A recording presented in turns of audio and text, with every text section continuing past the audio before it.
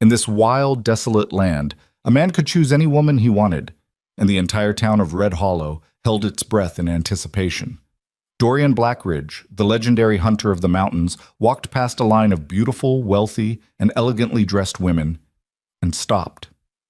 A suffocating silence ensued. Then he pointed directly at a woman the crowd had mocked all morning, Mara Vance, the poor, uncouth woman nobody had ever looked at. 3 words he spoke changed everything. Her.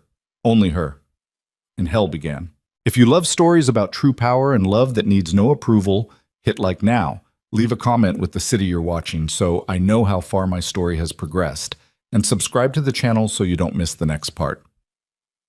Now, let me tell you the whole story. The morning Red Hollow held its bride selection. The sky came in flat and colorless, the kind of gray that sat on your shoulders and didn't let go. It wasn't cold enough for snow yet, but the threat of it hung in the air like a promise nobody wanted kept. People had been arriving since before dawn, wagon wheels cutting through half-frozen mud, horses tied in long rows along the main drag, children perched on fence posts to get a better view.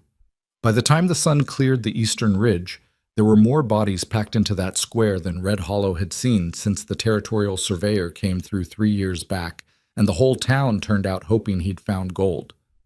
He hadn't. But this was different. This was entertainment of the finest order. Everybody said so. The bride selection had been Harlan Fitch's idea, which told you something right there. Harlan owned the largest cattle operation east of the Black Rock Mountains, a spread so wide that his riders sometimes spent 2 days crossing it without leaving his land.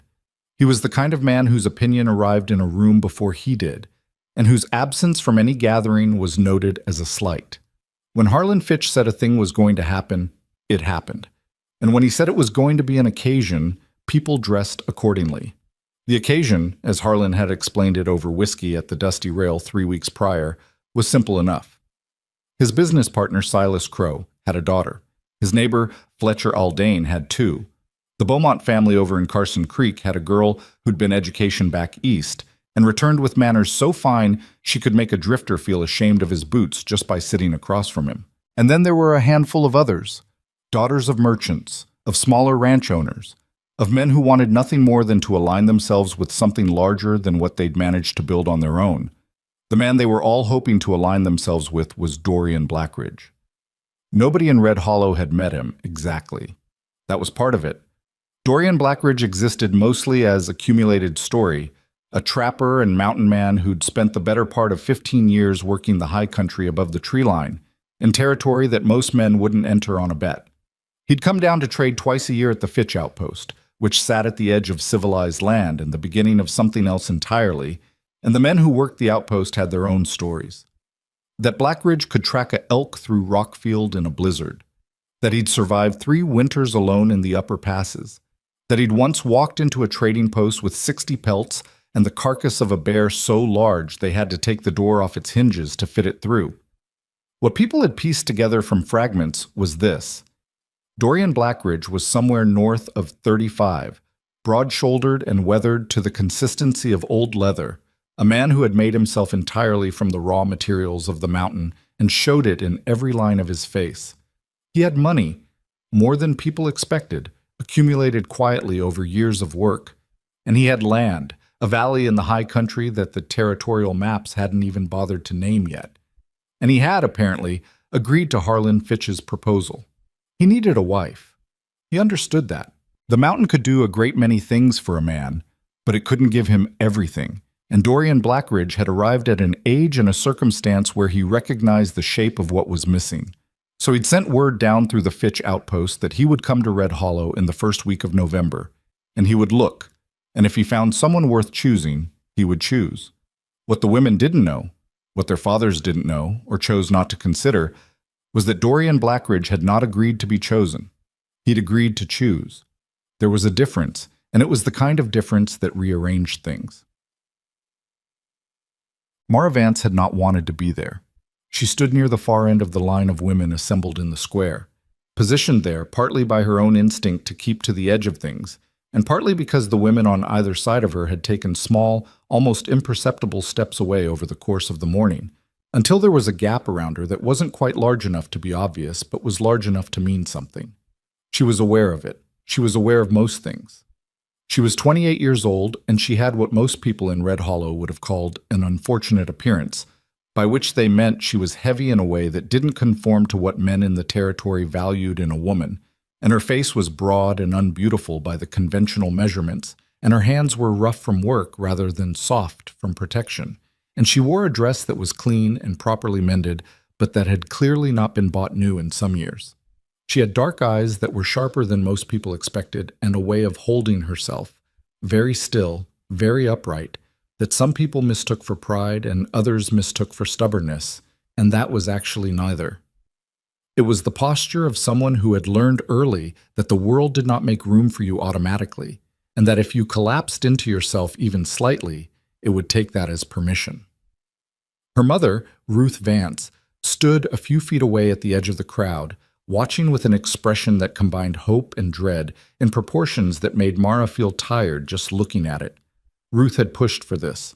She wasn't a cruel woman. Mara had never thought that. But she was a frightened one, and the fear had grown in proportion to her age and the dwindling of their resources, and sometimes fear made people do things that hope alone wouldn't have managed. "You don't know," Ruth had said the night before, sitting across from Mara in the dim of their two-room house at the edge of town. "You can't know until you try." "I know what I know," Mara had said, "and what I know is that I'm not the kind of woman men like that pick." "Men like what? You don't even know him." "I know the situation. That's enough." But she'd come anyway because her mother had asked her, and because she'd learned long ago that there were certain kinds of sadness you didn't inflict on your mother when you could avoid it, and because some small stubborn part of her that she usually kept very quiet had said, "Just see. Just see what happens. The worst that occurs is the thing you already expected, and you've survived expectation before." So she was standing in the November cold in her best dress with the patched hem, watching people she'd known all her life pretend they didn't see her, waiting for a man she'd never met to walk down a line of women and confirm what Red Hollow had decided about her years ago. The crowd noise shifted before she saw him, a kind of collective intake, a ripple of sound that moved through the assembled people like wind through grass. Then heads turning toward the north end of the square, and then she saw him. Dorian Blackridge walked like someone who had spent years crossing terrain where each step had to be deliberate. Not slow, his pace was actually quick, but considered, each foot placed with intention. He was larger than she'd expected, though she wasn't sure what she'd expected. The stories had been large enough that the reality could have disappointed, but it didn't, quite. He wore work clothes, like good ones, but work clothes nonetheless, and a coat that had seen serious weather. His face was what she'd tried to prepare herself for and hadn't managed. It was the face of a man who had spent a long time in places where no one was watching and had therefore never learned to perform anything. It was just his face, unguarded and not particularly comfortable, a face that had thought a great many things and kept most of them. He didn't acknowledge the crowd. That was the first thing Mara noticed. He walked into the square and his eyes went straight to the line of women, and that's where they stayed. Harlan Fitch stepped forward with the energy of a man who had organized something he was very proud of and was determined everyone would appreciate it. He was heavy and florid, with a voice built for announcement. "Dorian," he said, extending his hand, "you made good time." Dorian shook it without slowing his assessment of the line. Roads were clear. Come, let me introduce you to, I'll look myself," Dorian said. Not unkindly, but with a flatness that indicated the sentence was finished and there wasn't anything to add to it. Harlan opened his mouth, closed it, and stepped aside with the look of a man rearranging his expectations on the fly. He started at the near end of the line.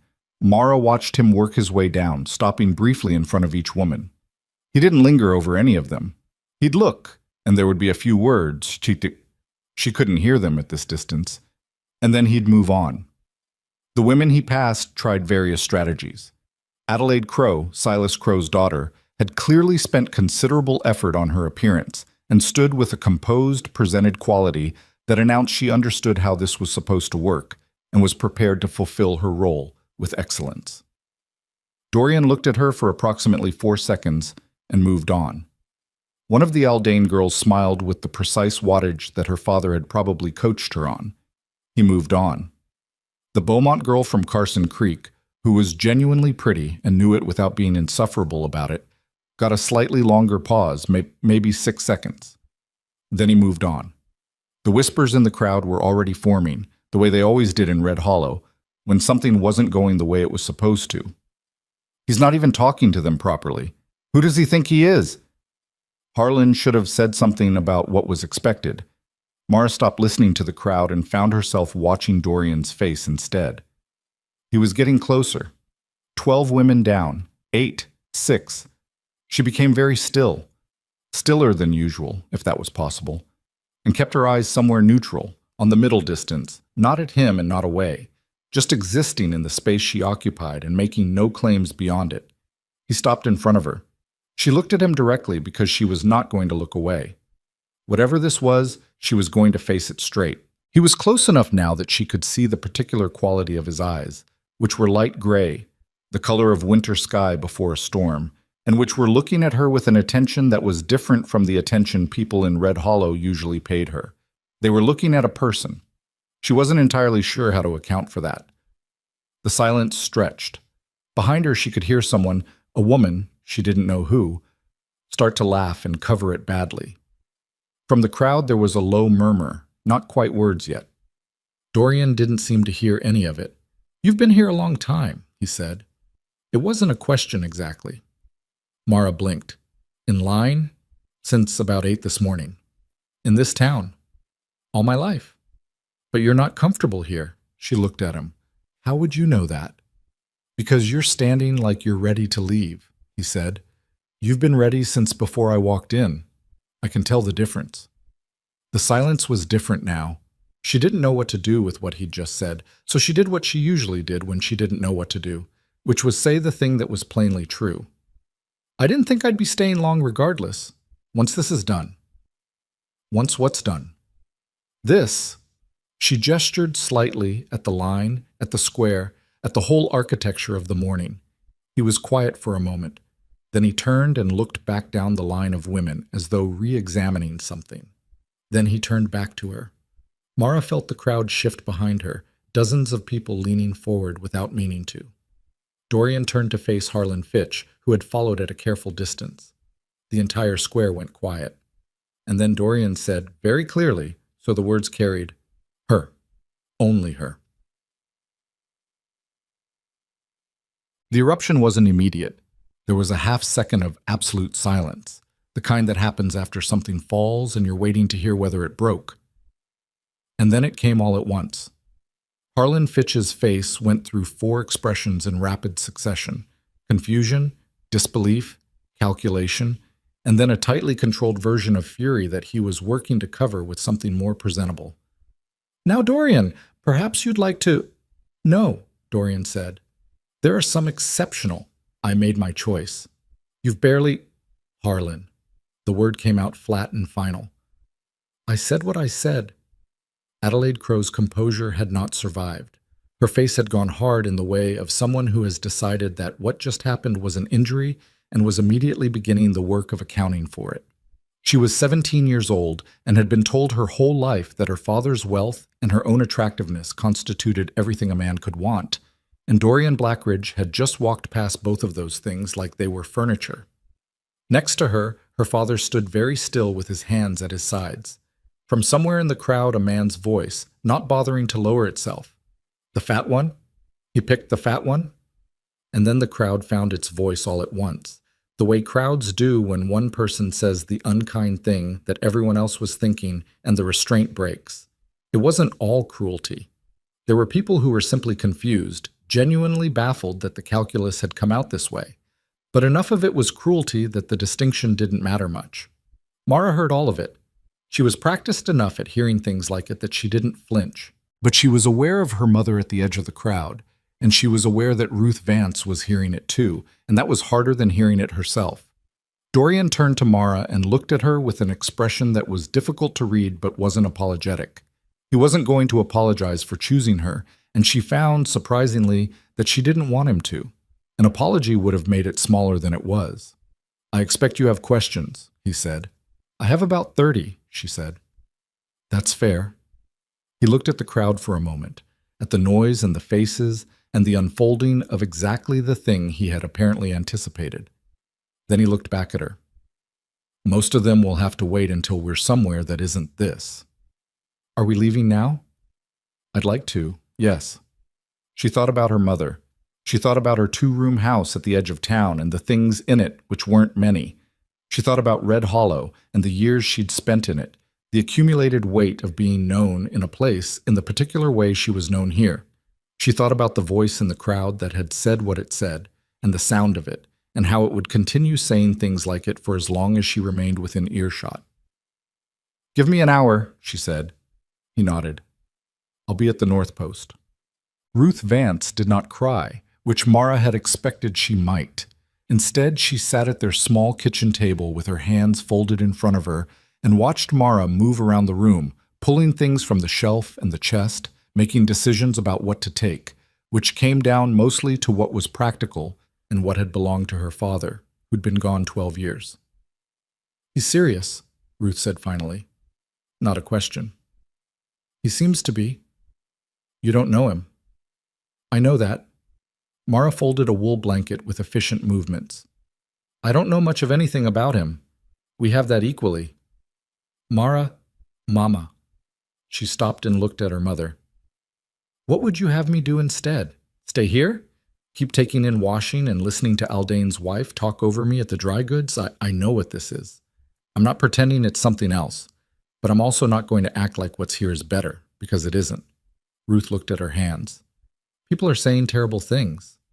People have been saying terrible things about me since I was 12 years old. The things they say today aren't different from the things they said yesterday.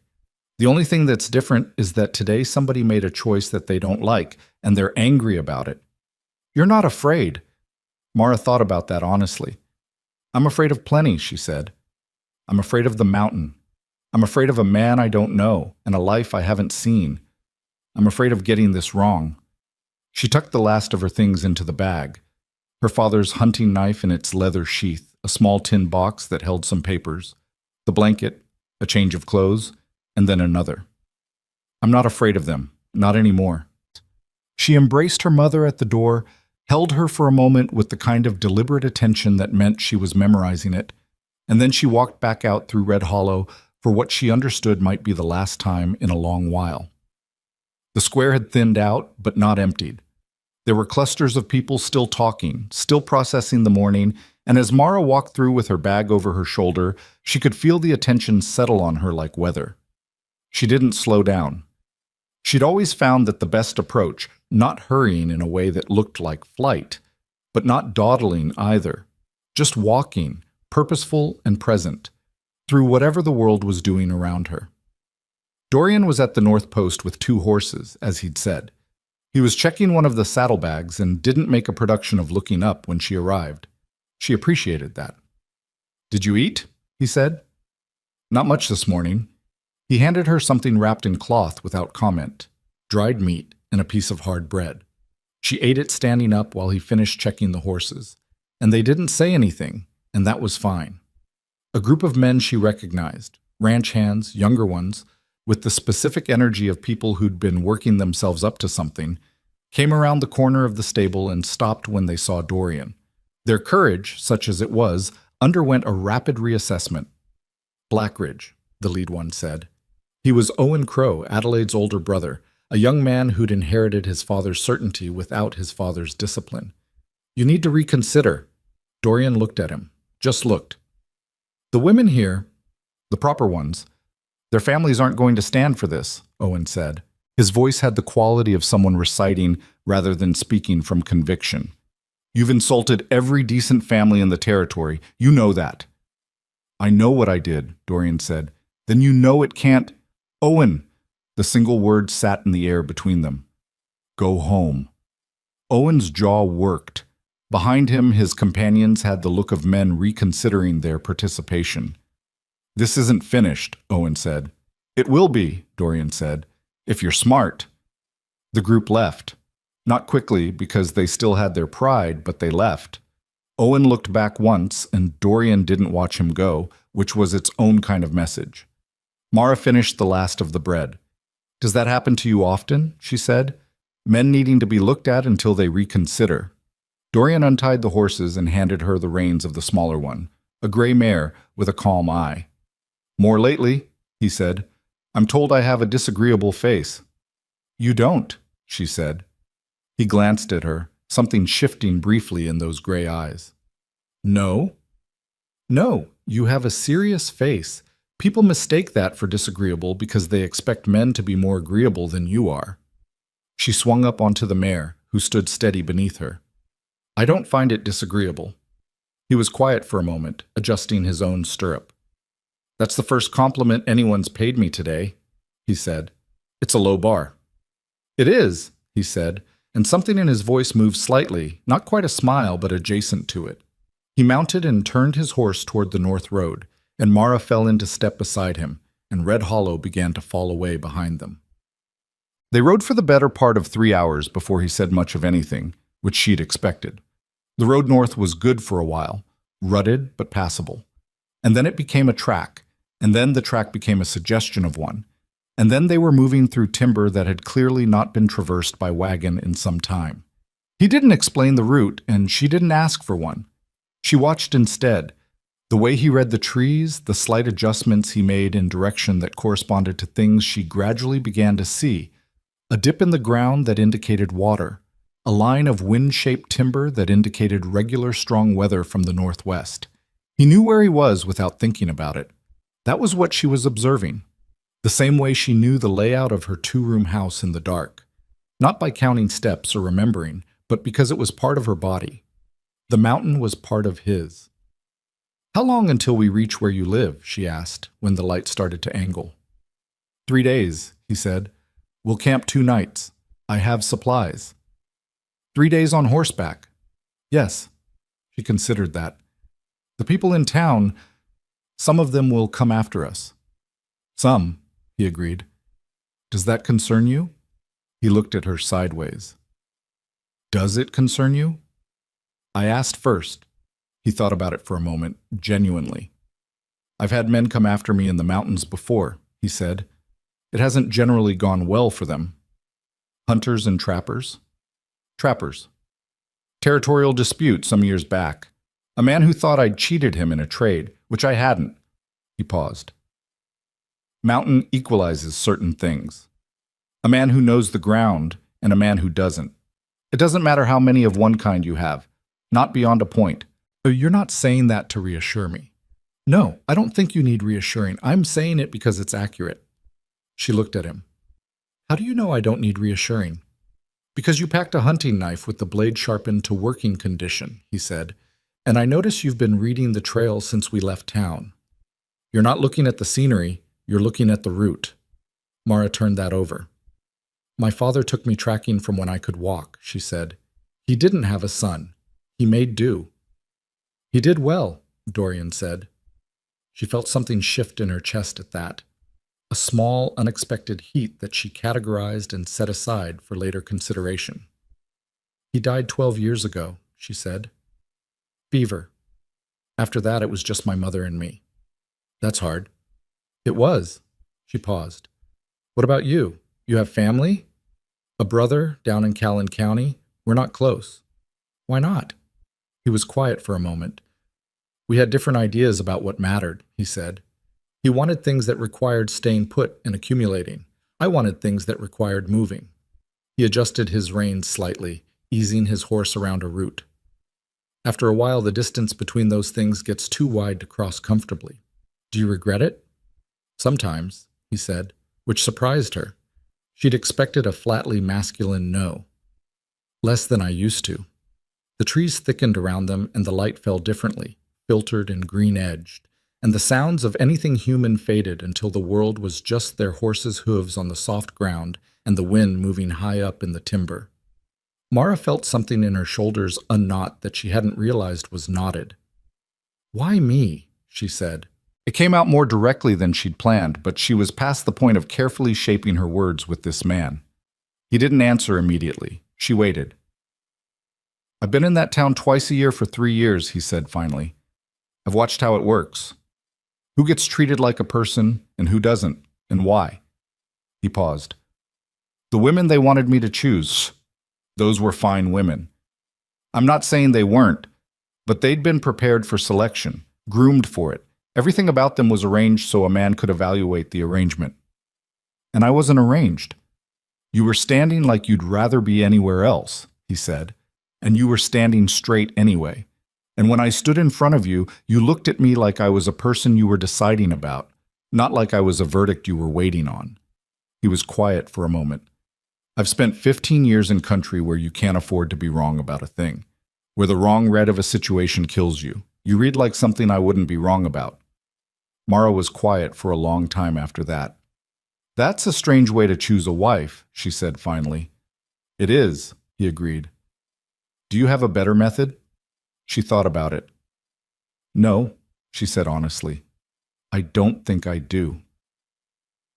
They made camp as the dark came in a hollow between two ridges where the wind didn't reach. He built the fire with the efficiency of someone who had done it 10,000 times and wasn't interested in making it look impressive. She unsaddled both horses without being asked and checked their hooves, and he watched this without comment, but she could feel him registering it.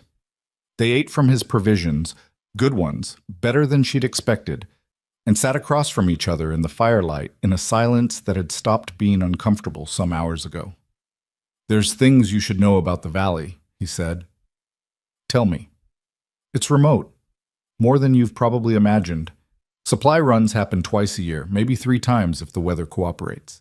In winter, we're on our own for months at a stretch. I grew up in a 2-room house in Red Hollow, she said. I know what sparse looks like. It's more than sparse, it's isolated. He looked at her steadily. I need to say that plainly, not to discourage you, but I need you to understand what you're going into. What else? The house isn't finished, he said, which almost made her laugh because of how matter-of-fact he delivered it. 2 rooms are solid, the 3rd is framed but not closed. I've been working on it alone and there's only so many hours in a day. I can work, she said. I know that. Then we'll finish it. He nodded. The valley itself is good land. Water source runs year-round, hasn't failed in the years I've been there. The soil in the lower section will grow things if you put work into it. Game is plentiful enough. What does it look like? He paused, as though he didn't often describe it.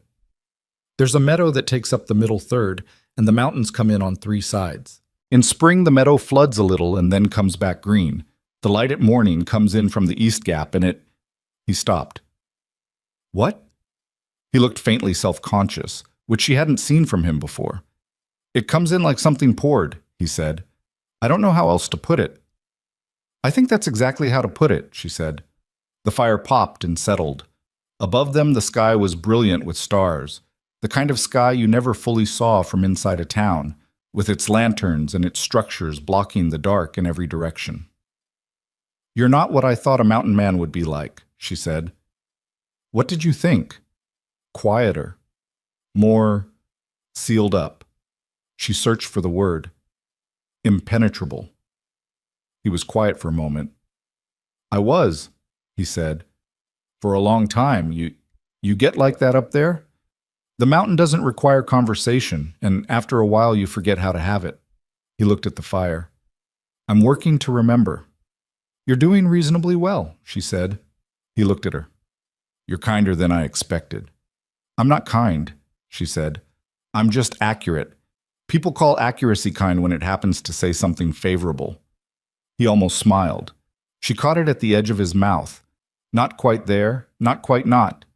Get some sleep, he said. The second day of riding is harder than the first. She arranged herself near the fire with her blanket and her saddle for a pillow, and lay looking up at the stars and listened to the sounds of the mountain dark. The wind above the hollow, the horses shifting and breathing, a far-off sound she couldn't identify that Dorian, without opening his eyes, said was just a tree shifting. She thought about Red Hollow, about her mother, who would be sitting in the 2-room house right now, possibly with neighbors who'd come to offer sympathy or to collect information about the morning, which amounted to the same thing. She thought about the voice in the crowd, about Adelaide Crow's face, frozen between prettiness and fury. She thought about 3 words. Her, only her. Not chosen because she was beautiful or wealthy or connected, not chosen because she'd been arranged for selection, Chosen because she'd been standing straight when she wanted to be somewhere else, and because she'd looked at a strange man like he was a person worth deciding about. Chosen because of something real. She didn't know what was coming. She knew that with a clarity that was almost physical, the future lay ahead of her as unmapped as the country they were riding through, full of weather she hadn't predicted and terrain she hadn't walked. There were men in Red Hollow who were angry, and men who had resources, and men who had decided that what had happened this morning was an insult that required answering. There was a mountain she'd never climbed, and a valley she'd never seen, and a man she'd known for approximately one day. There was a house with 2 solid rooms and one that wasn't finished yet. There was a great deal of unknown, but she had spent 28 years being told what she was, and she had spent 28 years knowing that what she was told and what was true were not the same thing. She had stayed in Red Hollow, not because it was right for her, but because leaving had required something she hadn't had yet. Today, she thought, she had found it. She pulled the blanket up and closed her eyes, and the fire settled beside her, and Dorian Blackridge sat his watch in silence on the other side of it, and the mountain dark held them both in its enormous, indifferent, magnificent quiet. She slept better than she had in years. The second day of riding was harder than the first, as Dorian had said it would be. The trail climbed steadily after dawn, the horses working at a different angle, their breath coming in visible plumes that dissolved into the cold air above them. Mara's thighs and lower back had registered opinions about the previous day that she acknowledged and set aside. She wasn't going to say anything about it, and she didn't. What she did say around mid-morning, when they stopped at a creek crossing to let the horses drink, was, "Someone followed us out of Red Hollow." Dorian crouched at the water's edge and looked up at her. "Since when?" "Since about an hour after we made camp last night. I heard hooves on the ridge. Too deliberate to be deer, too spread out to be one person." She watched his face. "I didn't wake you because I wasn't sure yet. I'm sure now. They're keeping distance, but they're keeping pace." He was quiet for a moment. "How many?" "3, maybe 4. He stood and looked back down the trail, reading the tree line the way she'd watched him read everything else, with that particular stillness that wasn't absence but attention. "Owen Crow wouldn't come himself," he said. "He'd send men." "That's what I thought." "You thought about this last night." "I had time," she said. "You were asleep by the second hour." He looked at her. Something moved through those gray eyes that might have been reassessment, or might have been closer to respect. She was learning that the difference between those things, with him, was narrow. "All right," he said. "Then we change the route." "How much longer does that add?" "Half a day, maybe. There's a ridge crossing to the east that comes down into the valley from the back side. They won't know it." He paused. "It's harder going." "I assumed," she said, and got back on her horse. The eastern route was harder going. The trail disappeared entirely in places, replaced by bare rock that required the horses to pick their way with care, and once by a slope of loose shale that they crossed on foot, leading the animals one careful step at a time while the mountain dropped away sharply to the left. Mara's heart was performing tasks she didn't enjoy, but her feet were steady and she didn't stop moving. Dorian was 3 steps ahead of her and didn't look back to check on her, which she appreciated. Being checked on, in her experience, was another way of expecting failure. They made the ridge by mid-afternoon, and the valley opened below them. She hadn't known what to expect and still wasn't prepared for it. The meadow he'd described filled the center of the valley in a long, irregular sweep of pale winter grass, and the mountains came in on 3 sides with the kind of authority that made you understand why people used words like ancient. A creek ran through the lower section, its course visible from up here as a line of darker vegetation, and at the eastern edge, tucked against the tree line as though it had been placed there carefully rather than built, was the homestead. It was smaller than she'd imagined, which was fine. She'd lived small all her life. What she registered was that it was solid. The logs had been fitted with the patience of someone who understood that how you built a thing determined how long it lasted, and the roof lines were true. The unfinished 3rd room she could see from here, its frame standing open to the sky, a skeleton waiting for its walls. "You built all of this yourself," she said. It wasn't quite a question. "Mostly," he said. "Took 3 summers for the main structure." 3 summers alone. I didn't mind it." He paused. Then, she understood what the pause meant and didn't press it. They started down the back slope, and by the time they reached the valley floor, the light was turning gold and long, coming in through the eastern gap exactly as he described it, poured like something liquid and deliberate, and the winter grass caught it and held it, and the whole meadow went a color she didn't have a word for. She thought, "All right, this is real. This is something I can stand on." The men following them arrived at the valley 3 days later. Mara saw them first because she'd been watching for them. She was splitting wood at the side of the house, a task she'd taken over from Dorian without discussion, partly because she was good at it, and partly because the rhythm of it helped her think, when movement at the northern tree line caught the edge of her vision. 4 riders, coming in slow, spread wide in the way that men did when they wanted to communicate that they weren't worried about being seen. She put down the axe and went inside. 4 of them, she said, coming from the north. They found the valley. Dorian set down what he was working on, a piece of harness leather he'd been restitching, with the unhurried movement of someone who'd been expecting this. "Stay inside," he said. "I wasn't planning to stand in the yard," she said, "but I'm not going to stand behind a door either." He looked at her for a moment. "Take the rifle from the left wall. You know how to use it?" "Yes." "Then stay where you can see but where you're not obvious." He picked up his own coat. "Let me talk first." She positioned herself at the side window, the rifle balanced against the sill, and watched him walk out to meet them. He stopped in the center of the yard and stood with his arms at his sides and waited. That was the whole of his strategy, apparently. Just standing there in his own yard in the flat November light, with the patience of the mountain itself. The riders came in and spread into a loose line, and she recognized 2 of them from Red Hollow. Hands from the Crow operation, men who worked for wages and were doing so now. The other 2 were harder types, the kind who moved between employment depending on what was being paid. One of them, the lead one, had a face that had survived several serious disagreements and worn each of them. "Blackridge," the lead man said. "You're on my land," Dorian said. "We've come to talk terms." "You could have sent a letter." The man shifted in his saddle. "Silas Crow wants the girl returned to Red Hollow." "The girl has a name," Dorian said, "and she's not Crow's to return. She came of her own choice, and she'll stay the same way." "Mr. Crow feels the selection was—" "I don't care what Mr. Crow feels," Dorian said, with a quiet that was more effective than volume. "He didn't organize the selection for my benefit. He organized it for his own. The selection didn't go his way. That's not a wrong I committed against him." The lead man looked at the house. His eyes moved the way calculating eyes move, assessing, measuring, considering what could be done and what it would cost. Mara stayed very still at the window. "That's a pretty isolated situation you've got here," the man said. "Long way from anyone." "That's why I built here," Dorian said. "Could be a liability." The silence that followed was the kind where the actual conversation happened, the one underneath the words. Mara watched Dorian's hands, which hadn't moved. She watched the 4 horses, which were getting a read on each other in the small, shifting ways horses did. She watched the man who'd spoken, who was deciding something. "Tell Crow," Dorian said finally, "that I understand what he's doing. Tell him I've understood it since before I came to Red Hollow. Tell him if he sends men to this valley again, I'll know about it before they clear the tree line, and they won't have a pleasant walk back." He paused.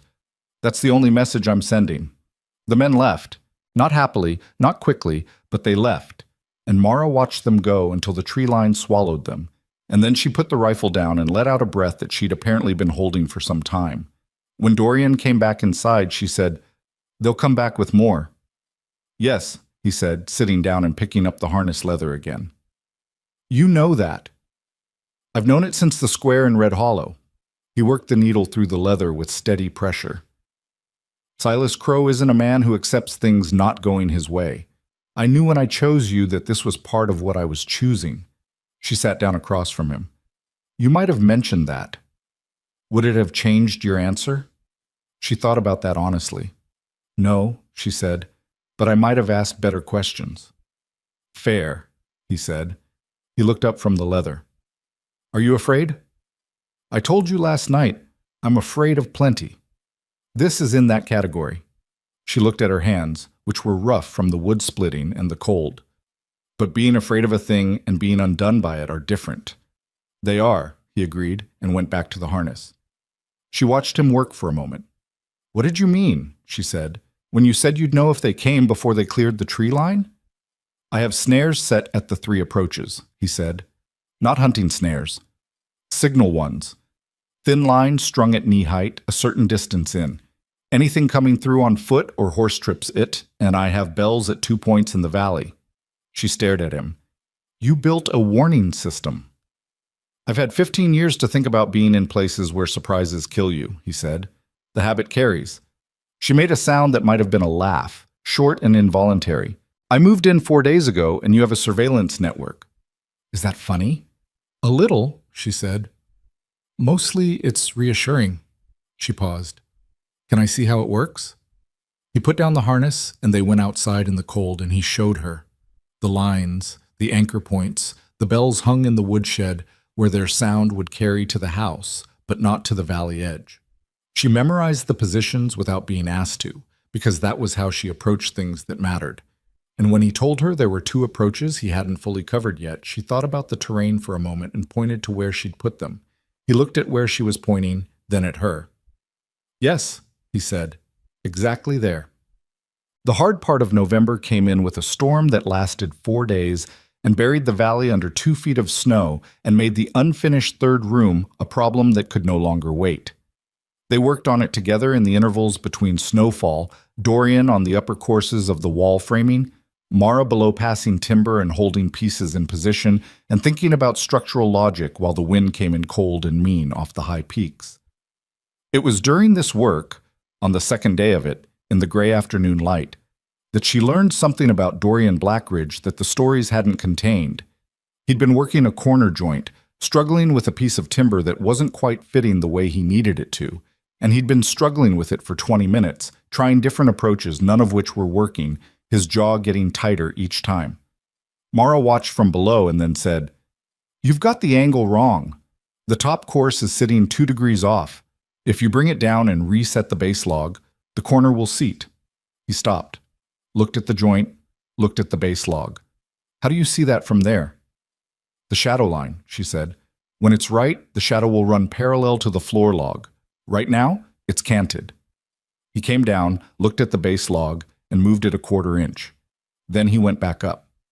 The corner seated. He held it for a moment without saying anything. My father built houses, she said. Before the cattle. He built 3 of them. I watched. You watched and you learned. I watched and I thought, she corrected. There's a difference. He set the joint properly and held it while the cold worked at both of them. You're going to be annoying, he said, when you're right. I'm usually right. I know, he said. That's what I mean. The 3rd room came in by the end of the month. Not finished.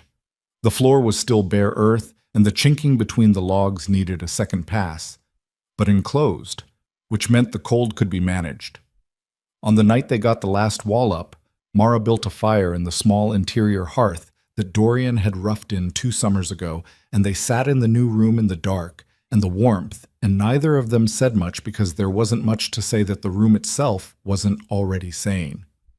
Red Hollow will have organized by now, Dorian said eventually. Crow's been talking to Aldane and Fitch, she agreed. They'll have reached agreement on something. What do you think they'll try? She considered. Not frontal. They know the mountain, and they know you well enough to know that's expensive. More likely they try to cut supply, get the trading post to refuse your accounts, put pressure on the merchants. She paused. After that, legal, territorial claim challenges, something of that kind. Crow has the money to make paperwork move. Dorian was quiet for a moment. How do you know how he operates? My mother took in washing for the Crow household for 6 years, she said. I made deliveries. I sat in that kitchen for 6 years and listened to the household talk, the way people talk when they don't think the delivery girl is paying attention. She looked at the fire. Silas Crow is patient. He doesn't come at things directly if he can come at them sideways, and he keeps records on everybody. Debts, favors, obligations. That's his real leverage, not the money, the paper. You know a lot about him. I know a lot about people who underestimated me, she said. There are quite a few of them to study. Dorian looked at her with that expression she was learning, the one that wasn't quite a smile but lived in the same neighborhood. We're going to need to be strategic, he said. I know. Supplies, for one. I need to think about what we can produce here versus what we need from town.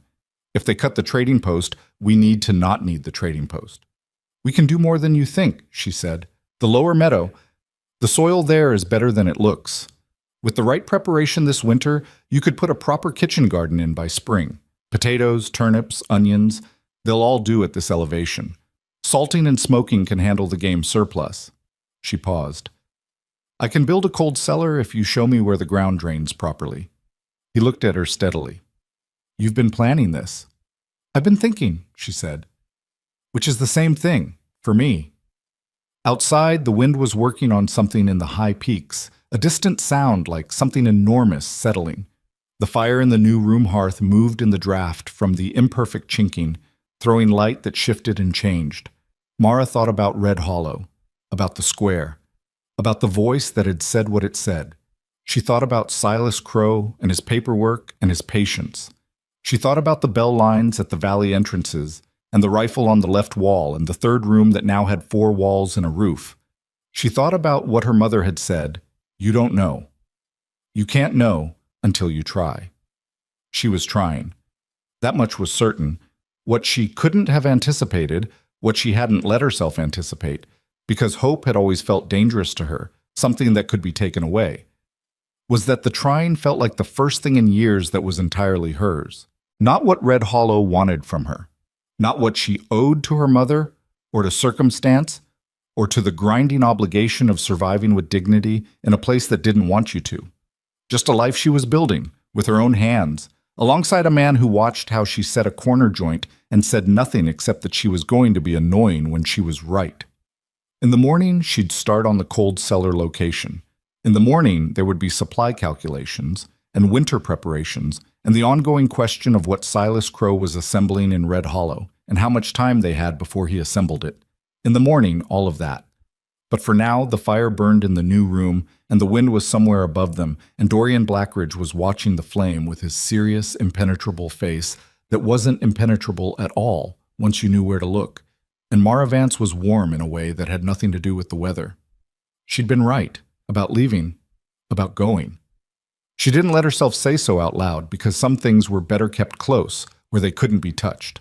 The cold cellar took 11 days to dig and another 4 to frame, and by the time Mara had it sealed and packed with insulating straw, her hands had blisters on top of blisters, and she'd lost feeling in her left index finger twice from the cold. The finger always came back, tingling and angry, and she'd work it until it cooperated. Dorian had offered to take over the digging on the 3rd day, and she'd told him she had it, and he'd accepted that without argument, which she'd appreciated more than she could have explained. What the cold cellar cost her in comfort, it returned in practicality. By December, they had salted venison and smoked rabbit packed in its lower section, 3 varieties of root vegetable from the preserved stock Dorian had brought up in the fall, and enough dried goods to sustain them through a hard winter without a single trip to Red Hollow. Which was fortunate, because Red Hollow had made its position clear. The word came through a trapper named Ezra Cole, who passed through the valley in mid-December, working a line that took him across the eastern ridge. He was a lean, weathered man of about 50 who'd traded with Dorian for years and had no particular loyalty to anyone in Red Hollow, or to anyone, as far as Mara could tell, except the mountain itself. He stayed one night, ate their food without excessive comment, and before he left in the morning, he told Dorian what he'd heard. Crow had been busy. The trading post had been spoken to. Its owner, a man named Gessel, who'd always been dependent on Crow's business for a significant portion of his income, had been persuaded that extending credit or supplies to Blackridge would be inconvenient to his continued relationship with Crow's operation. 3 other merchants in Red Hollow had received similar conversations. There was also talk of a territorial land claim, something about the valley's registration being incomplete, a question about whether the original survey had been properly filed, the kind of bureaucratic uncertainty that could take years to resolve, and in the meantime made any improvement or investment on the land a risk. Dorian listened to all of this without expression. Mara, sitting across the table with her coffee, listened too and thought about what each piece meant in sequence, not as separate problems, but as parts of a design. When Ezra Cole left, she said, "He's not trying to drive us out. Not yet. He's trying to make the mountain too expensive." Dorian looked at her. "Explain that." "If he wanted us gone immediately, he'd send men. He tried that and it didn't work, and he knows you well enough to know it wouldn't work the second time either. So instead he makes staying here cost more than we can sustain. Supply cut, legal uncertainty, isolation. He wants us to leave because staying becomes impossible, not because he forced us out." She wrapped her hands around her coffee. "That way he doesn't have to be the villain. The mountain is the villain. We just couldn't manage it. He underestimates what we've put in here." "He underestimates me," she said. "He's seen me carry washing. He hasn't seen anything else." Dorian was quiet for a moment. "The land claim is the real problem. Everything else we can manage around. But if he gets a territorial examiner up here to challenge the original survey—" "Do you have your original filing documents?" "In the tin box, yes. Can I look at them?" He got the box from the shelf and set it in front of her, and she went through the papers with the careful attention of someone who had spent years reading the legal documents that passed through her mother's kitchen. Leases and debt notices and contract amendments that the Crow household generated in volume, and that nobody ever thought the washing girl was reading while she waited. She'd read all of them. The survey documents were imperfect. She saw that within 10 minutes. Not fraudulent, the original claim was legitimate, but there was a gap in the secondary filing, a confirmation document that should have been returned to Dorian by the territorial office and apparently hadn't been. Whether that was an oversight or something Crow had already managed to arrange, she couldn't tell. "You need this confirmed," she said, pointing to the gap. "Not by the territorial office in Red Hollow. They're in Crow's Radius, the main territorial office in Danning." "Danning is 4 days south." "I know where Danning is," she said. "One of us needs to go."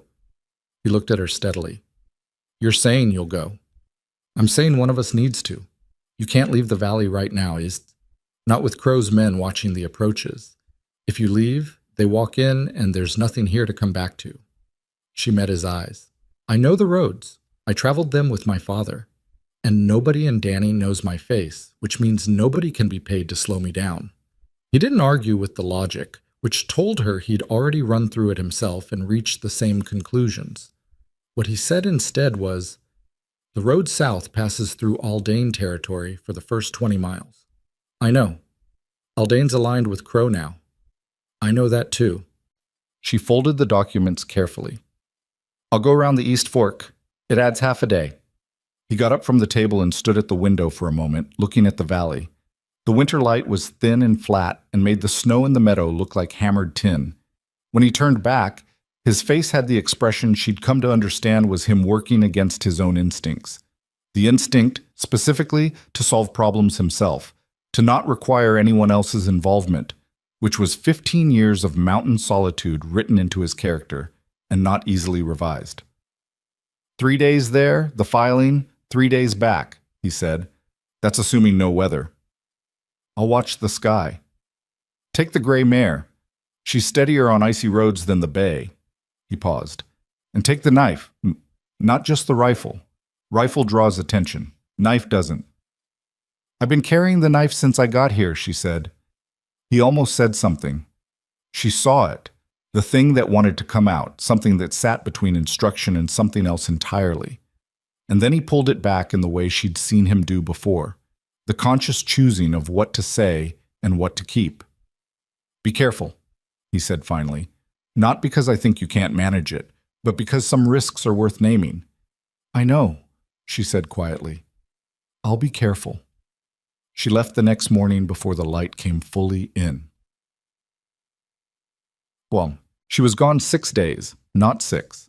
The East Fork around Aldane territory was worse than she'd remembered, and she lost a day to a section of trail that had washed out in the fall rains and frozen wrong, a shelf of ice over mud that the gray mare refused twice before Mara dismounted and walked her across by hand, foot by careful foot, talking to her in a low, continuous voice that was more for herself than the horse.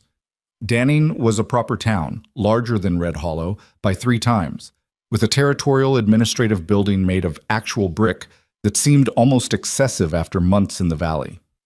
The clerk at the land office was a small, precise man who looked at Mara's documents over the rims of his spectacles with the expression of someone used to seeing incomplete paperwork and not particularly moved by it. "The confirmation was sent," he said. "It wasn't received," Mara said. "That's not—" "The original filing is valid and complete on this end," she said, pointing to the relevant sections, which she'd marked with small pencil notations the night before. "The gap is on the confirmation side, which originated from this office. I need a duplicate confirmation issued, and I need it certified with the date of the original, which is here." She laid the supporting document on top. "The original date matters because there's a competing claim being organized, and I need the timeline to be unambiguous." The clerk looked at her over his spectacles, then at the documents, then back at her. "You've looked at these carefully." "Yes. Most people who come in with incomplete filings don't know which piece is missing." "I'm not most people," she said, without heat, just flatly. "Can you issue the confirmation today?" He could. It took 2 hours and cost $4, and she paid it from the small amount of money she'd brought, which left her with enough for a meal and not much more. She ate at a counter in a lunchroom near the stable, the certified document tucked inside her coat against her chest where she could feel it, and thought about Dorian alone in the valley and what 6 days felt like when you were watching the bell lines.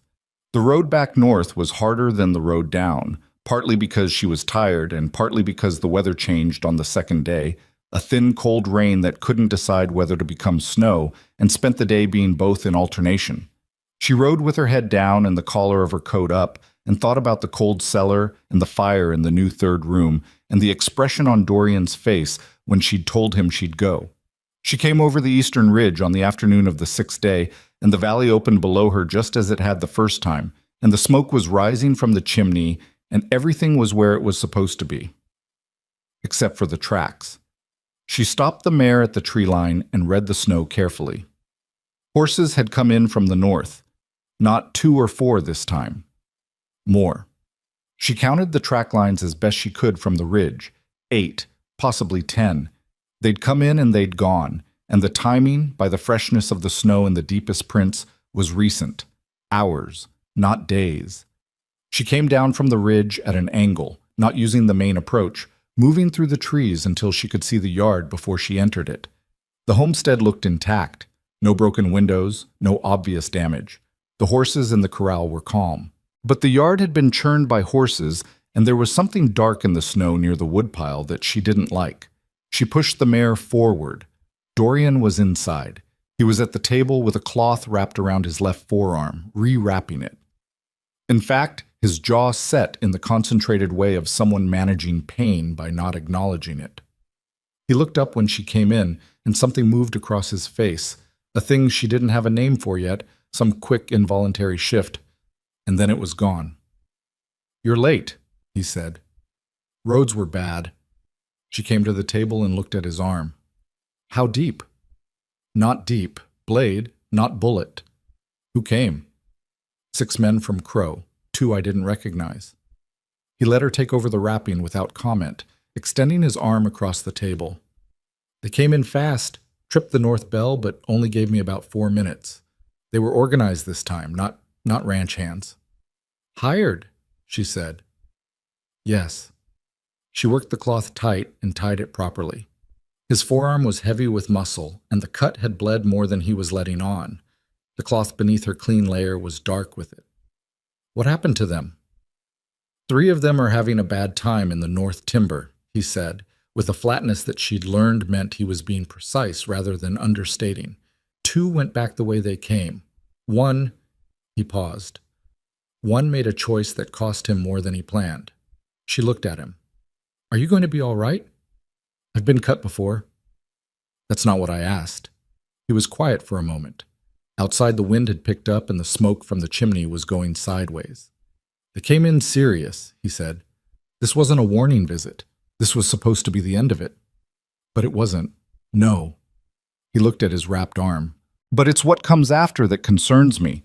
Crow doesn't accept this kind of result without escalating."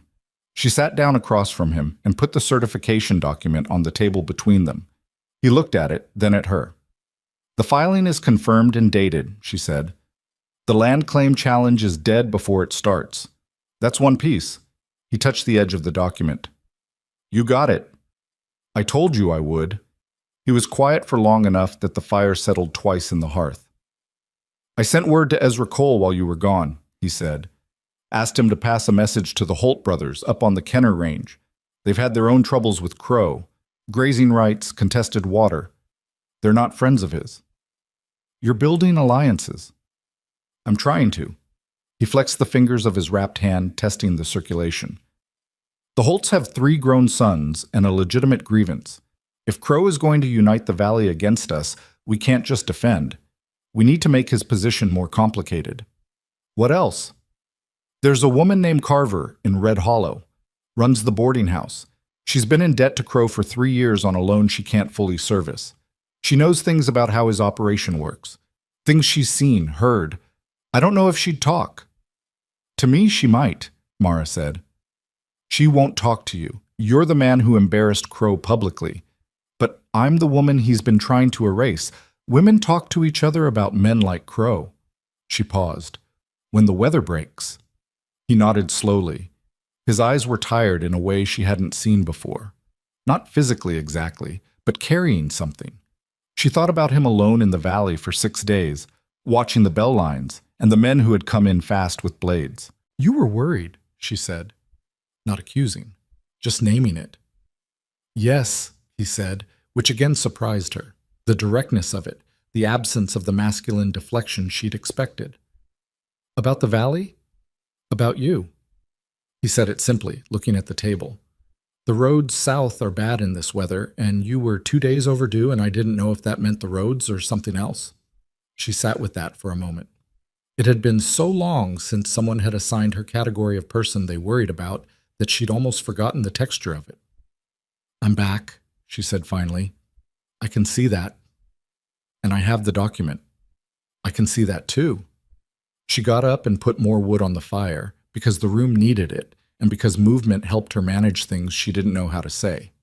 When she sat back down, she said, The cold cellar's holding. I checked when I came through the yard. We have enough through February without any resupply.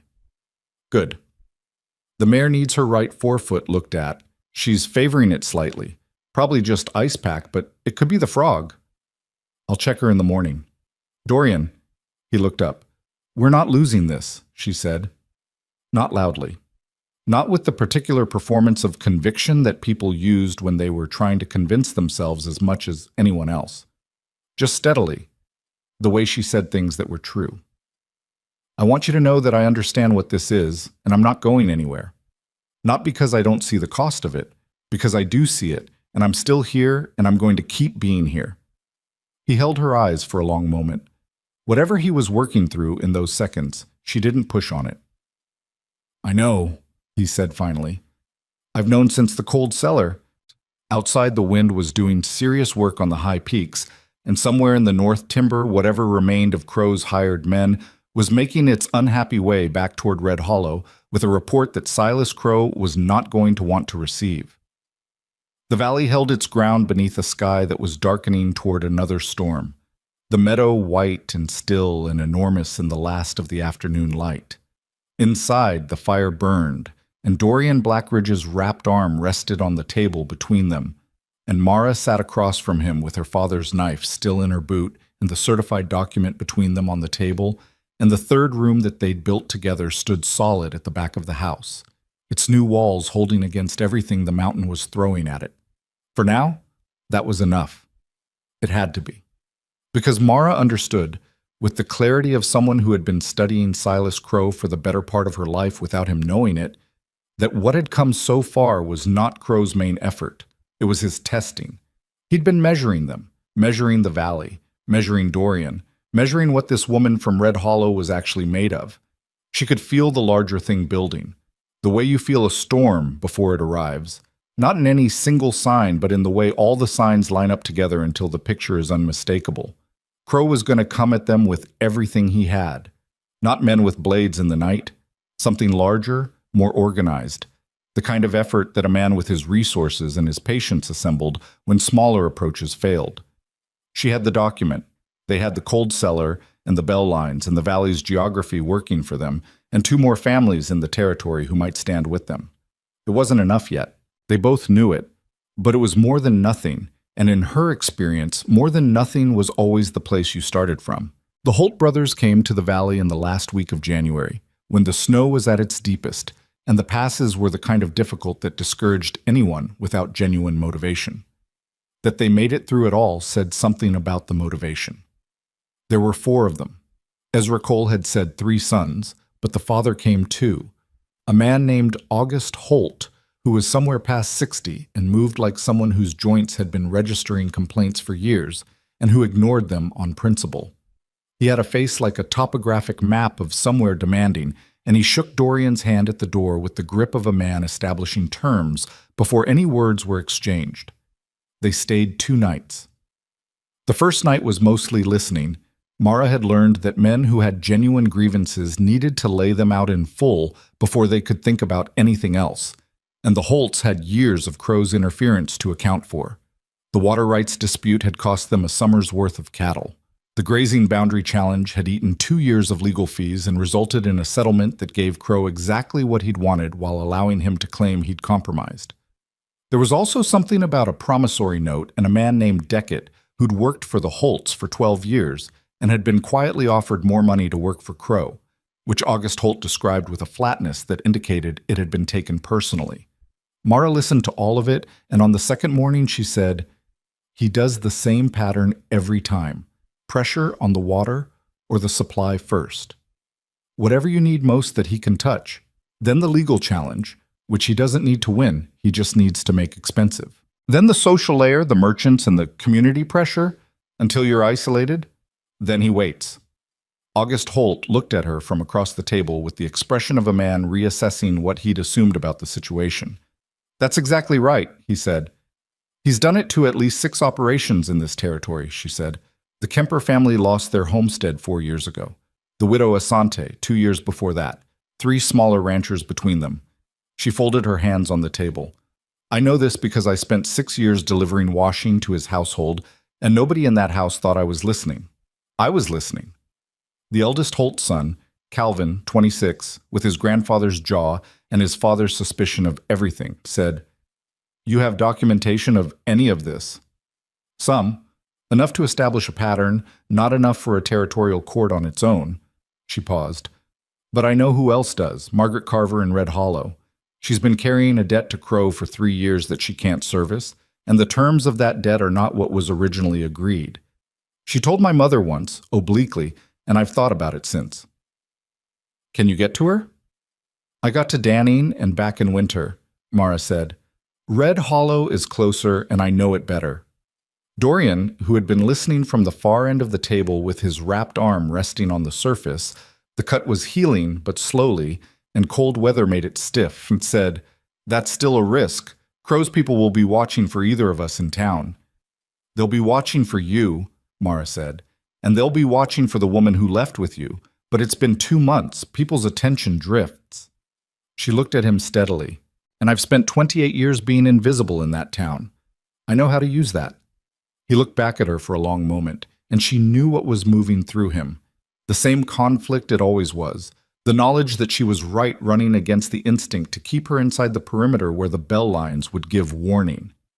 He'd never told her not to do anything, which she'd come to understand was its own form of respect, and she didn't want him to start now. 2 days, he said. "If you're not back in 2 days, I'm coming in after you." 4 days, she said. 2 days of travel each direction. Give me the time to actually find her. 3, he said. 4. August Holt made a sound into his coffee that might have been a laugh quickly reconsidered. His son Calvin studied the table. 3 days and a night, Dorian said. "Done," Mara said. She went into Red Hollow the way she'd left it, early in the morning before the town was fully awake, on the gray mare with her collar up and her hat pulled. She came in from the south road rather than the north, which meant she bypassed the main square and the Crow operation's natural line of sight. Red Hollow in winter was smaller than she remembered. Not physically. The buildings were exactly where she'd left them, but in some quality of proportion, as though 2 months of mountain had recalibrated her sense of scale. The streets that had once felt like the whole world to her were just streets. She didn't go to her mother's house directly, though the pull of it was physical. She couldn't afford to be seen there by the wrong person before she'd done what she came to do. Margaret Carver's boarding house was on the eastern side of town, a 2-story structure that had seen better decades but was kept with a kind of determined tidiness that said its owner had standards even when circumstances argued against them. Mara went around to the kitchen entrance, which she'd used for years on washing deliveries, and knocked twice in the way she always had. A long pause. Then the door opened. Margaret Carver was a woman in her mid-50s with the particular appearance of someone who had been handsome when younger and was now merely striking, which was arguably the better outcome. She looked at Mara for a moment without speaking, and then she said very quietly, "You shouldn't be here." "I know," Mara said. "Can I come in anyway?" Margaret looked at the alley behind her, then stepped back from the door. The kitchen was warm and smelled of bread and coffee, and Mara felt the cold leaving her bones in layers. She sat where Margaret indicated, at the far end of the kitchen table away from the window, and accepted coffee because refusing it would have been an insult, and also because she needed it badly. "Crow's had men asking about you," Margaret said, staying near the stove, her back half turned in a way that might have been caution or might have been that she didn't want her face fully visible. "About both of you. Where you'd gone, whether you'd been heard from." "What did you tell them?" "Nothing. I don't know anything." She paused. "I'd heard you went north." "Into the mountains." "That's all I said." "That's all there was to say," Mara agreed. She wrapped her hands around the coffee. "Margaret, I need to talk to you about the loan." The woman at the stove went still, not the stillness of someone considering, the stillness of someone who has been expecting a conversation they've been dreading and has finally arrived at it. "That's not something I discuss," she said. "I know. I'm asking you to discuss it with me." Mara kept her voice even. "Not because I'm entitled to it, because Crow has done to you what he's done to 6 other people in this territory, and I think you know that, and I think you've been knowing it for 3 years and not knowing what to do with it." Margaret turned. Her face had the tight quality of someone holding something in with effort. "What is it you want from me?" "I want to know what the original terms were versus what he's enforcing now. I want to know if you have any documents from the original agreement. And if I do, then it becomes part of a larger picture, one that goes to the territorial authority, not the local one, not Red Hollow, the main office in Danning, where it becomes someone else's problem to sit on." Mara looked at her steadily. "You're not the only one who's been hurt by this, but the others don't have documents and don't know they're connected. You might be the piece that connects them." Margaret sat down across from her, which Mara took as a sign. She set her coffee down with the careful movement of someone putting down something heavier than a cup. "If I do this," she said, "and it doesn't work, if the authority decides it's not their concern or Crow gets to them first, I lose everything, the house, the business, everything." "I know. Do you? You have a mountain. I have this building and 11 years of work." "I know," Mara said again and meant it. "I'm not asking you to do it for me. I'm not even asking you to do it because it's right, though it is.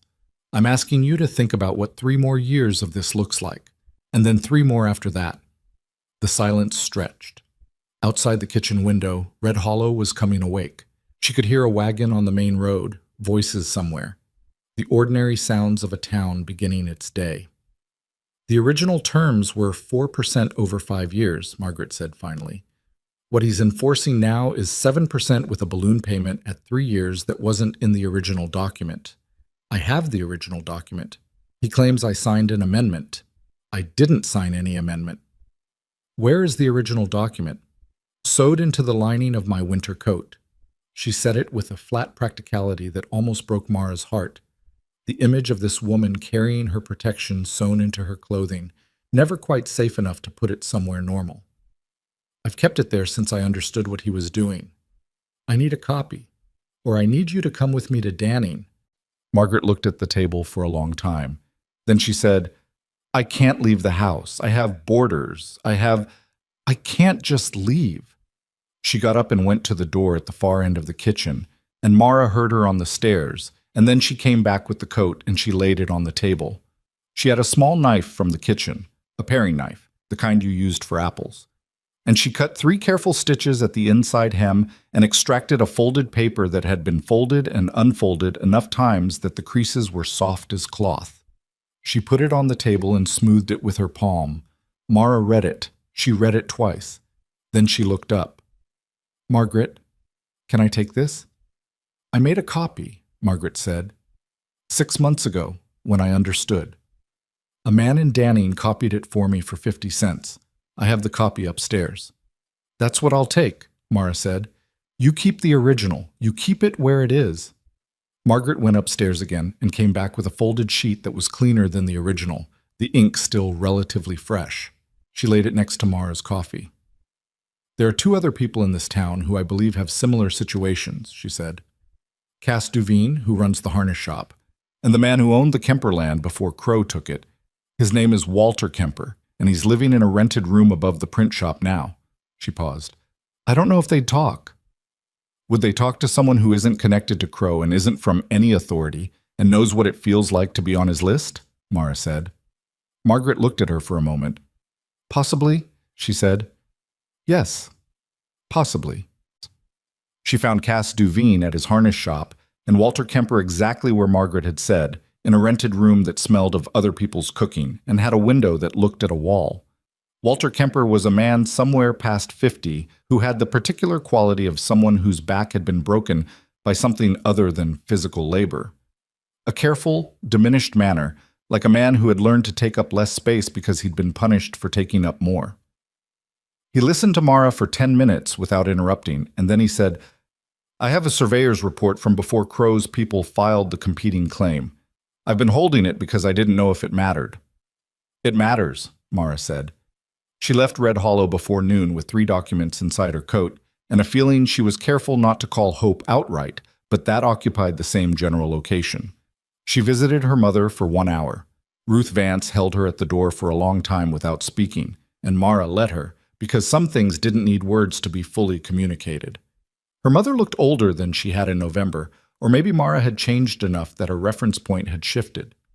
They sat at the kitchen table and Ruth asked questions, and Mara answered the ones she could, and her mother filled the gaps with the quiet acceptance of a woman who understood that her daughter had found her right weight and was carrying it.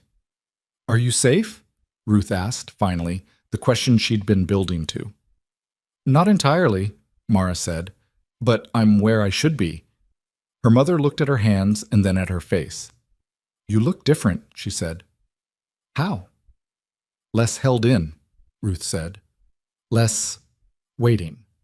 She shook her head slightly, a gesture that contained something complicated.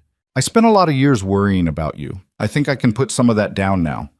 Mara reached across and covered her mother's hands with hers. They sat like that for a while, and then she got back on the gray mare and rode north. She made the valley with a day to spare. Dorian was in the yard splitting wood when she came through the tree line, and he put the axe down and walked to meet her without hurrying, which was how she knew he'd been watching the approach for some time. She handed him the 3 documents before she dismounted. He read them standing in the yard in the cold with his coat open, and she watched his face move through them. The focus, the slight deepening between his eyes that meant something mattered. "Margaret Carver," he said, "and Walter Kemper, and Cass Duveen. You got all 3? Yes? In 2.5 days. "Yes," she said, and took the gray mare toward the corral. He followed. "Mara." She turned. He held the documents for a moment, looking at them, and then at her. "This changes the shape of it," he said. "If we get this to Danning with the Holt's testimony about the water rights and the grazing dispute, this isn't just our problem anymore. This is a territorial fraud case." "That's what I thought. Crow will know someone talked. He'll know someone went through Red Hollow." "He'll know," she agreed. "But he won't know what we have, and he won't know exactly where it's going. We move quickly, and he's reacting instead of planning." She started unsaddling the mare. "August Holt's eldest, Calvin. He said his family has a contact at the territorial office, someone they trust." You talked to Calvin about this before you went? I talked to Calvin about a lot of things, she said. He's sharper than he looks. Don't let the jaw fool you. Dorian made a sound that was this time undeniably a laugh, short and genuine, not performed. She'd heard it maybe twice before, and it still surprised her, the way it changed his face. All right, he said. We need to move before the next thaw opens the passes. Once travel is easy, Crow moves too.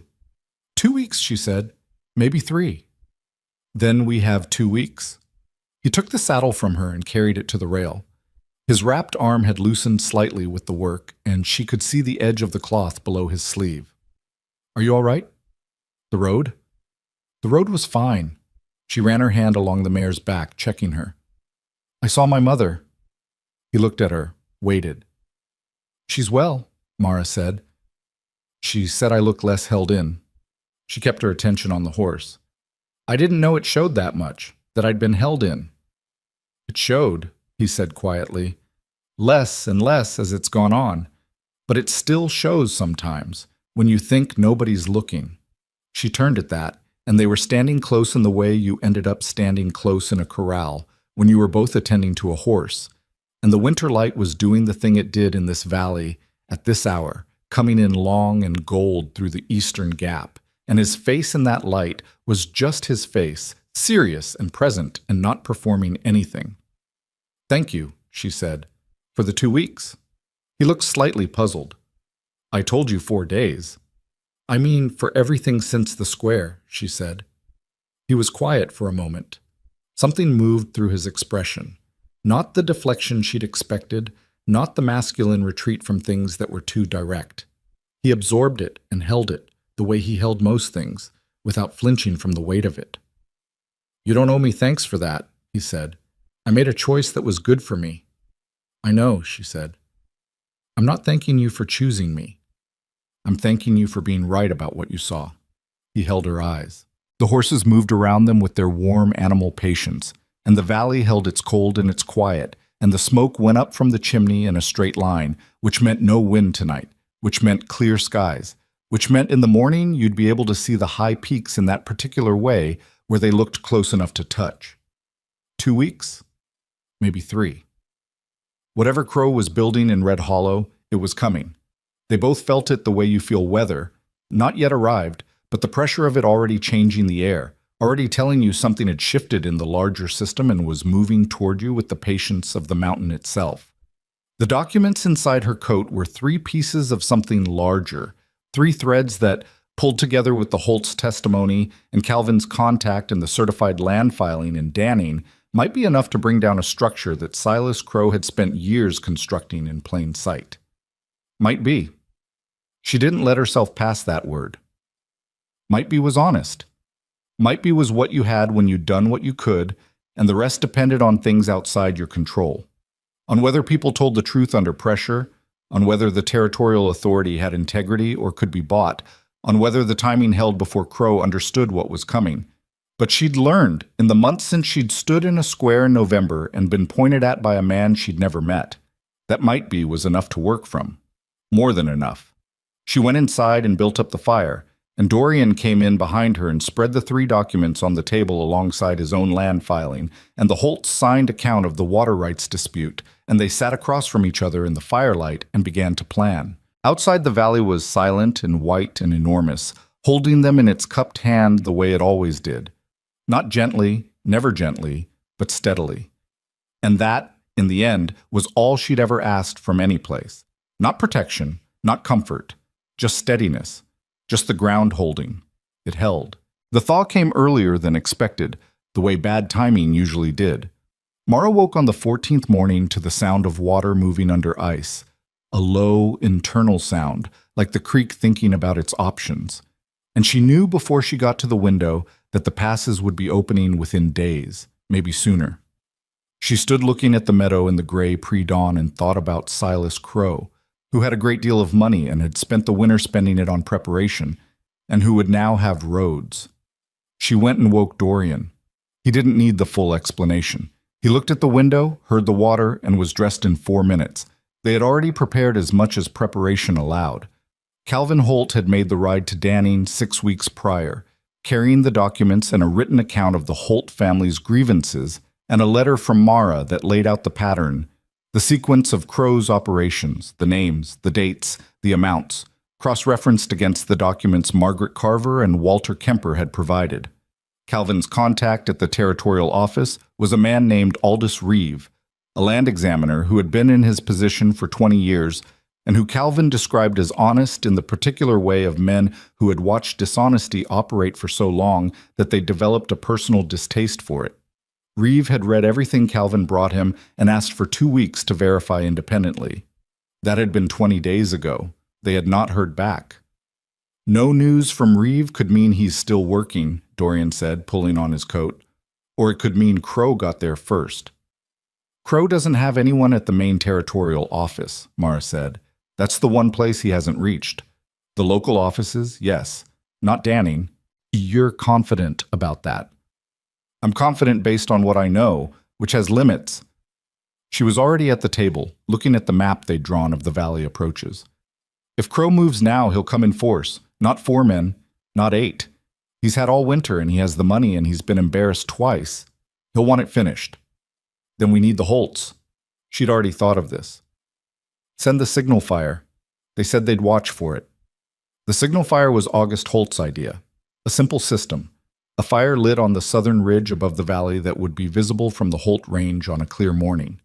2 fires meant come. They'd agreed on it before the Holts had left in January, August shaking Mara's hand at the door with the same grip he'd used on Dorian, which she'd understood as its own kind of statement. Dorian went to light the fires. Mara stayed at the house and watched the northern tree line and thought about what she knew and what she didn't, and tried to be honest with herself about the difference. What she knew, Crow had money, organized men, and a winter's worth of anger. He had the support of Fitch and Aldane, which gave him social weight in the territory even if it didn't give him legal ground. He had, almost certainly, made some effort to interfere with the Danning filing. She didn't know what form that took, but she knew the man and she knew he didn't sit still. What she didn't know, whether Reeve had acted, whether the documents were enough, whether a territorial fraud case moved faster or slower than a man on horseback with hired guns. She put some wood on the fire and made coffee because there was nothing else to do, and waited.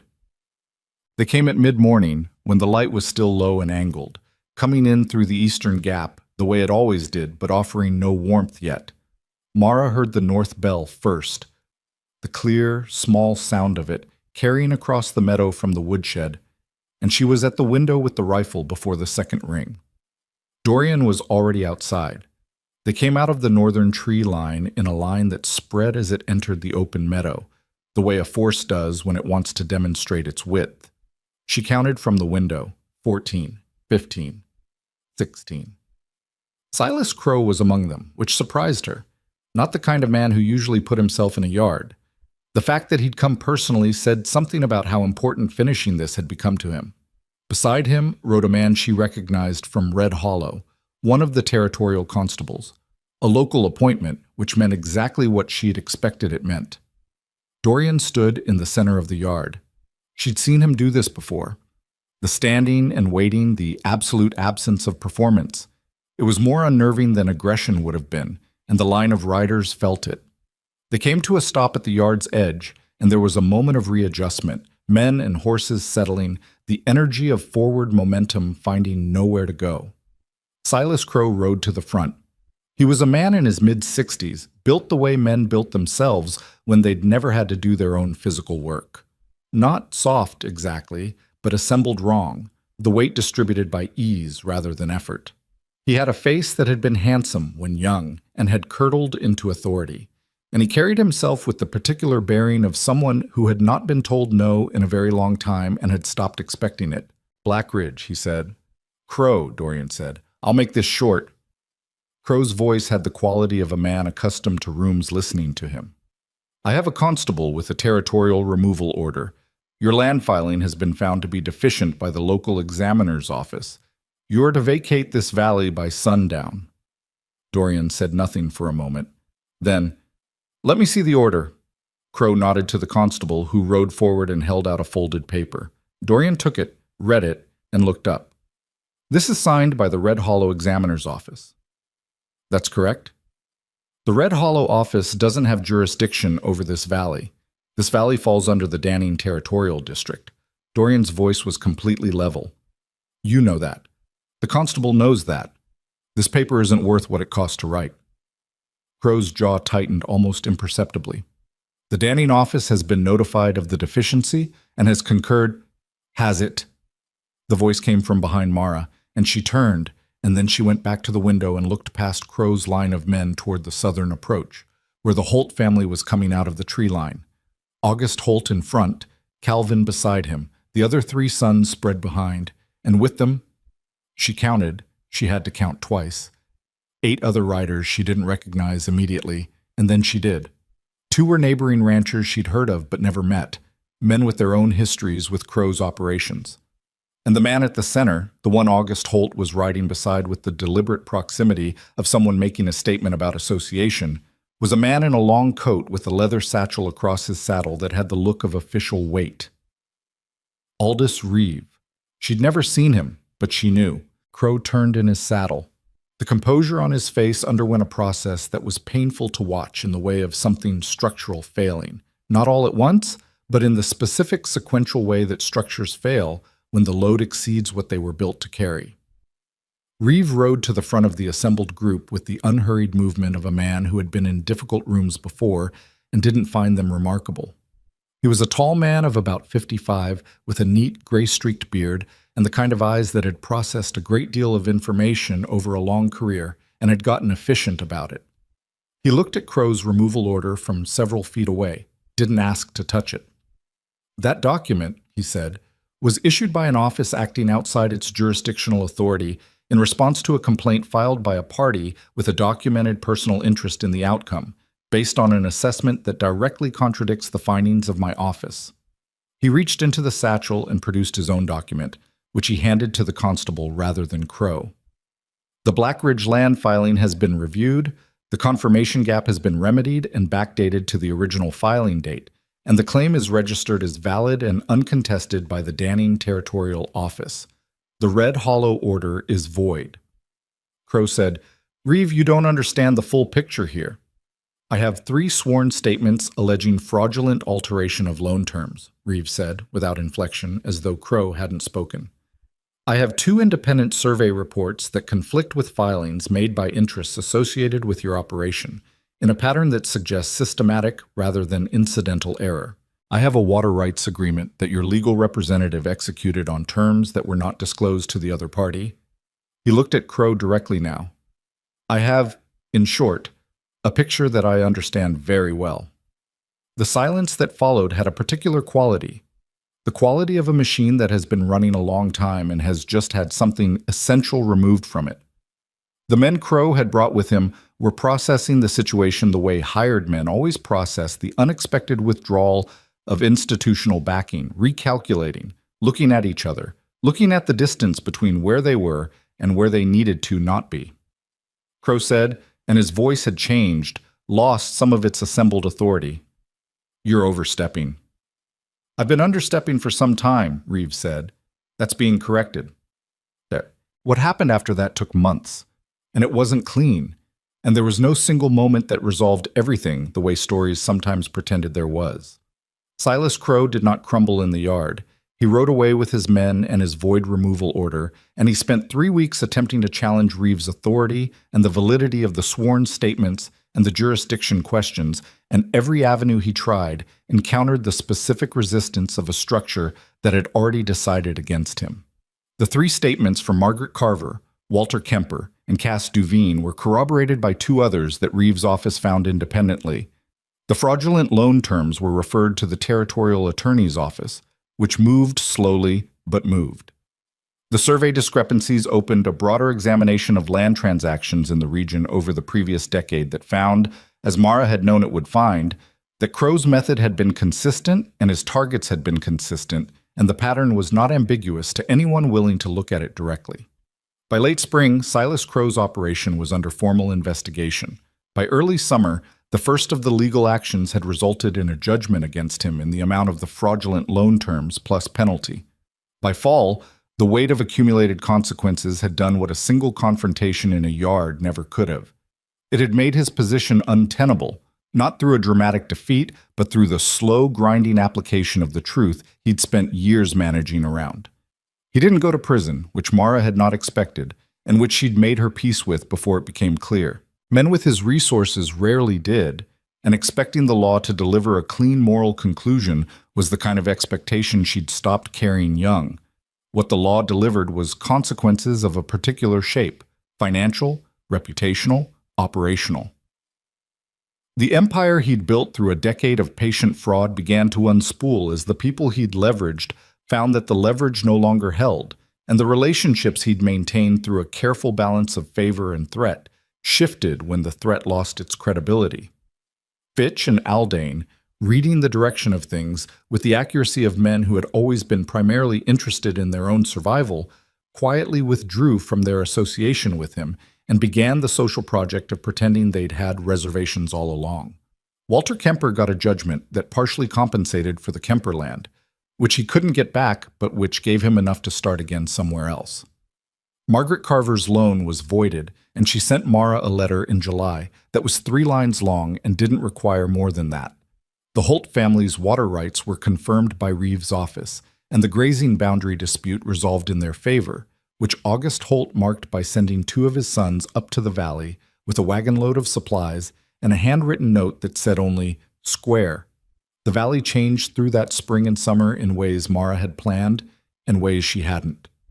The kitchen garden in the lower meadow went in as she'd designed it, and the soil was exactly what she'd assessed it would be.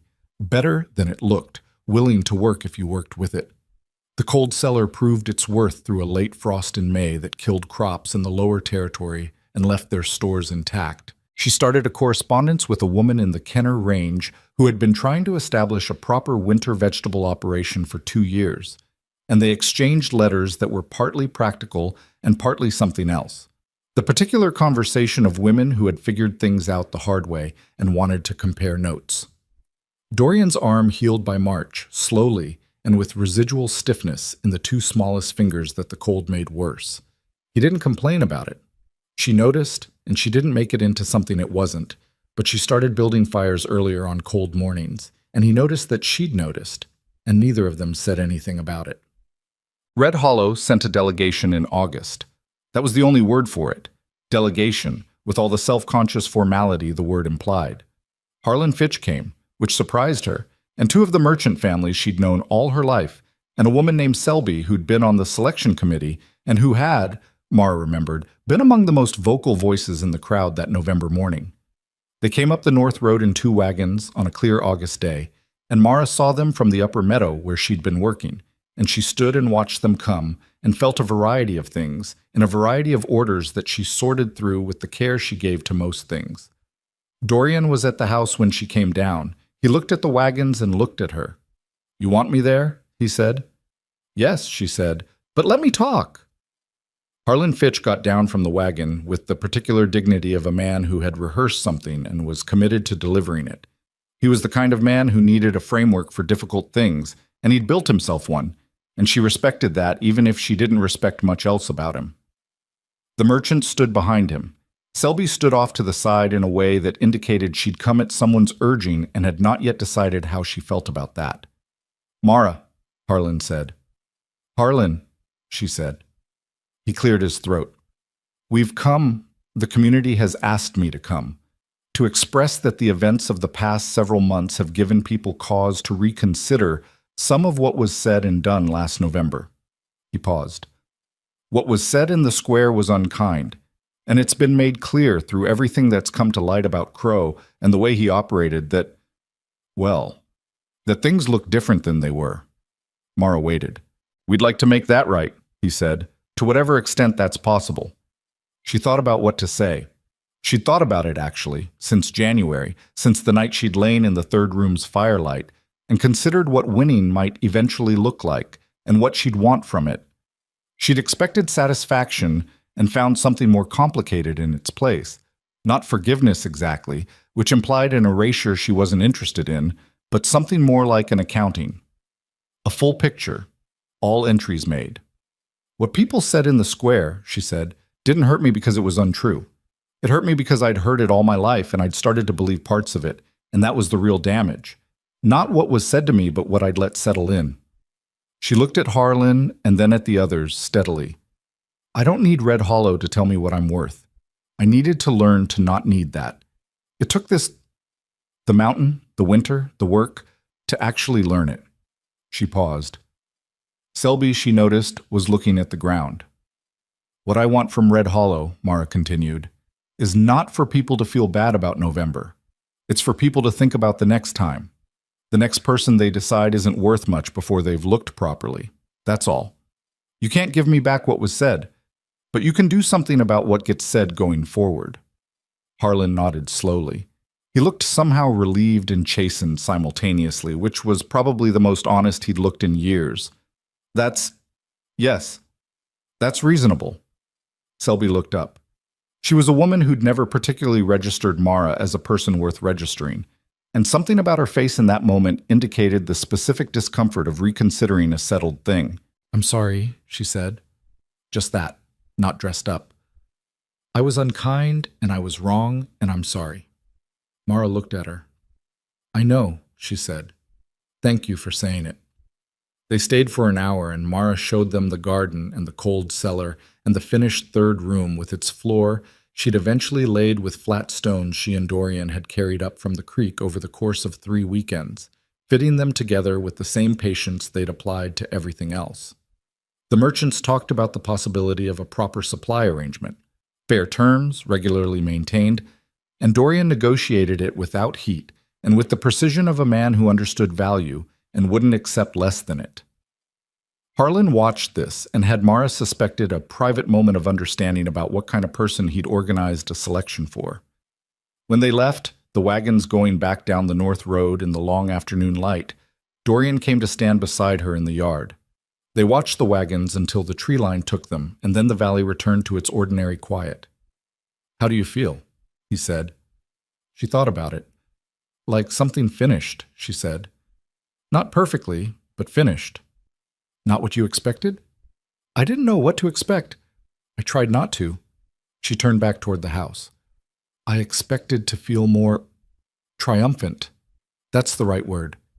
Like there was a score settled, but it's not really that. What is it?